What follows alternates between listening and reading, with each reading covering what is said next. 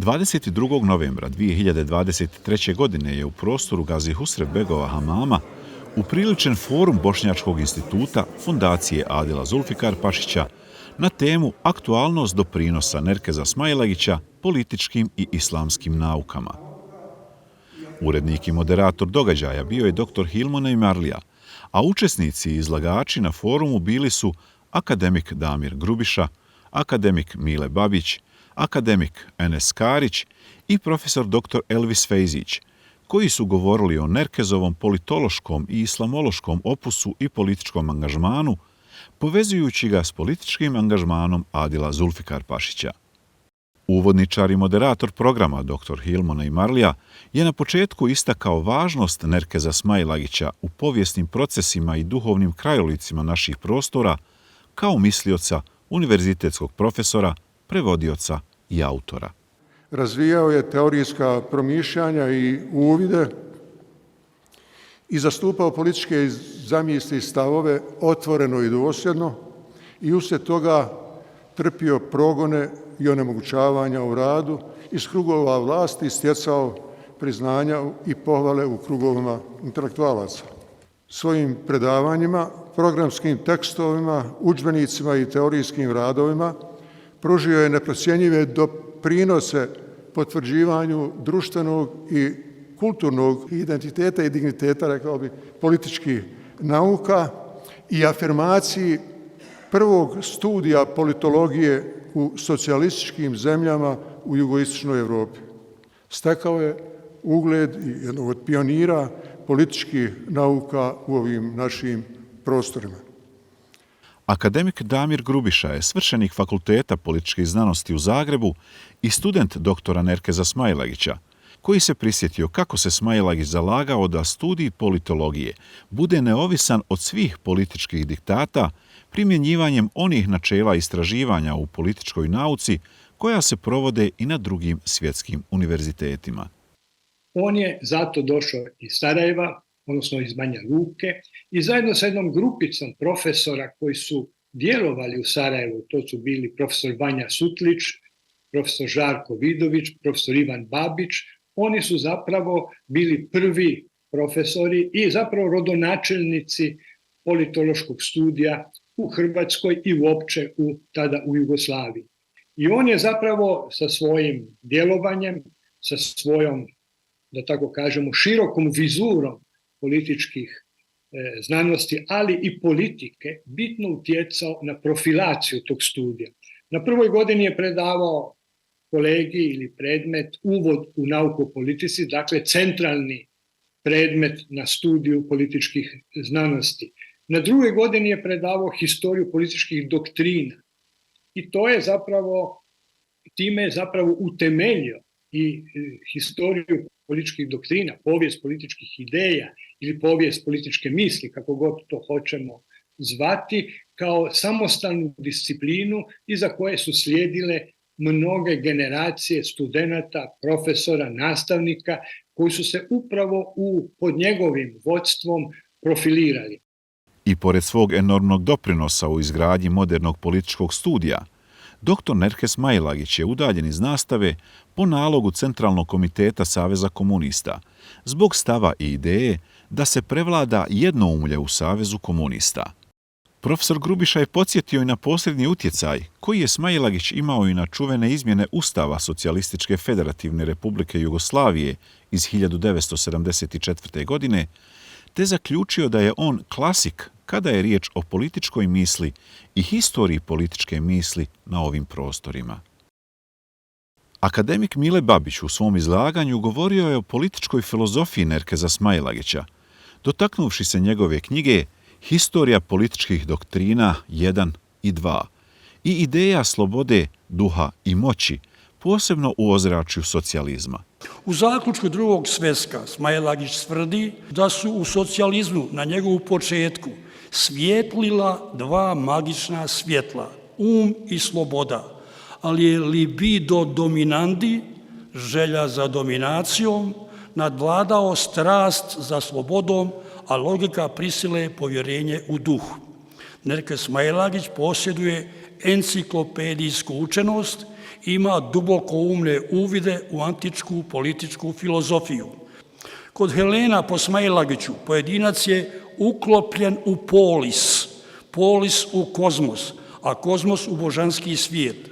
Kad se ovo jedinstvo raspada, sve upada u krizu. Tada svoja politička djela pišu Platon i Aristotel, tražeći od svih da temeljni princip države bude pravda, a pravda daje svakome ono što mu pripada, te ljude čini jednakima pred zakonom. Akademik Babić se dotakao i Smailagićeve knjige Politička vizija Dantea Alighiera i etapa političke filozofije novoga vijeka koje je razvio Smailagić, te na kraju svog izlaganja zaključio. Nerke Smailagić bio je čovjek slobode, te se njegova sloboda misli i sloboda govora istaknuti oblici njegove osobne slobode, to je slobode savjesti. On je ove knjige pisao 60. godina minulog stoljeća, od godine 1960. do 1967. Nije se podložio duhu svoga vremena, nije se podložio ni jednoj ideologiji, nego je svojom slobodom nadišao svoje vrijeme. Praveći poveznicu između lika i djela Nerkeza Smailagića i Adila Zulfikarpašića, akademik Enes Karić rekao je kako su oni, između ostalog, i plod atmosfere koju je osigurao Drugi Vatikanski koncil, bez kojeg ne bi bilo moguće iznjedriti velika djela poput klasične kulture islama 1 i 2, uvoda u Kur'an, historije islamske filozofije i drugih. Dr. Karić je govorio o islamskim temama kod Nerkeza Smailagića, te istakao tematiziranje islama u njegovom radu. Islam je tematiziran prvo kao vjera, religija, kao kultura, potom kao civilizacija, kao nauka, zbirke nauka, kompendiji nauka, potom kao umjetnost, stil života. Sva ova Nerkezova djela, govorimo o njegovim djelima islamske periode, jesu to. Ona su to, ali po prvi put kod nas, dakle ono što bi se moglo kazati od Sutle pa do Vardara, mi imamo univerzitetsko izlaganje tema o islamu. To je sveučilišni jezik. Dr. Karić je govorio i o islamskim temama Adila Zulfikarpašića, te njegovim naporima u očuvanju sveukupne bosansko-hercegovačke islamske zajednice u emigraciji, između ostalog, pisanjem i objavljivanjem u časopisu Bosanski pogledi. Akademik Karić je na kraju svog izlaganja naglasio koja je to poveznica u radu i ostavštini Smailagića i Zulfikarpašića. Rekao bi samo da nama iznova, ne samo u Europi, nego u svijetu treba jedna atmosfera otvorenosti. Atmosfera da drugog priznamo u onom u čemu ga možemo priznati, a to je u njegovoj prije svega slobodi da on vjeruje ili ne vjeruje u dragog Boga kako hoće. Ja mislim da je i ono što je radio Nerke Smailagić, evo svjedočanstva, a i ono što je radio i ostavio Adilbek Zulfikarpašić, da je bilo i na tom tragu. Profesor dr. Elvis Fejzić se dotakao politološkog stvaralaštva Nerkeza Smailagića, kao i njegovog iskustva sa socijalističkim režimom, temom koju je jako dobro poznavao i o kojoj je pisao s velikim razumijevanjem u drugom tomu Historije političkih doktrina. On je zaista prevažan za politologiju i u Bosni i Hercegovini i u Hrvatskoj, ali ja bih rekao i na ovom širem jugoslovenskom prostoru.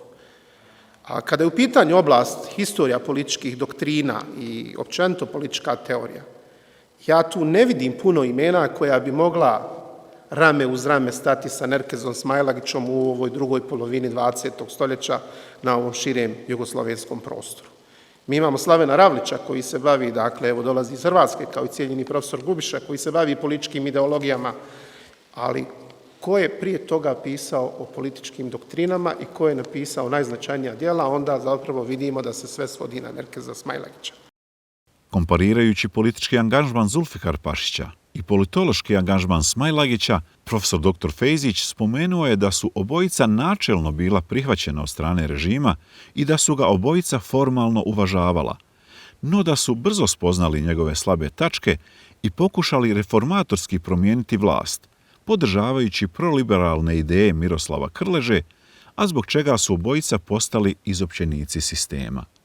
ono što je jako bitno jeste da jedan i drugi imaju vrlo izraženu patriotsko-domovinsku svijest i svjesnost zapravo da pripadaju Bosni i Hercegovini. Nisu oni nikad zaboravili svoj zavičajni identitet, pripadnost Foči, pripadnost Banja Luci, pripadnost Bosni i Hercegovini. To zapravo vrvi iz ovih različitih sentenciji u njihovim djelima, koja su ostala iza njih.